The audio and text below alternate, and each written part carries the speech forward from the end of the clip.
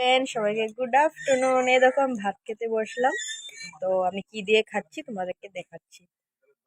এদিকে দেখো হলো ভাত নিয়েছি, এটা হলো লোটে মাছ নিয়েছি তরকারি, এদিকে হলো মাছের তেল, কাতল মাছের তেল। তো বেগুন দিয়ে বানালাম ওই যে মাছের তেল। আর এদিকে সাথে নিয়েছি হলো কাতল মাছের ঝোল। তো কাতল মাছ দিয়ে খাবো। তো আমি খেয়ে দেখাচ্ছি কেমন হলো। আগে আমি মাছের তেল দিয়ে খেয়ে দেখি। হুম, দারুণ হয়েছে। কাতল মাছের তেল অনেক টেস্টি হয়েছে। আর সাথে কে বসেছে আমি দেখাচ্ছি। বসেছে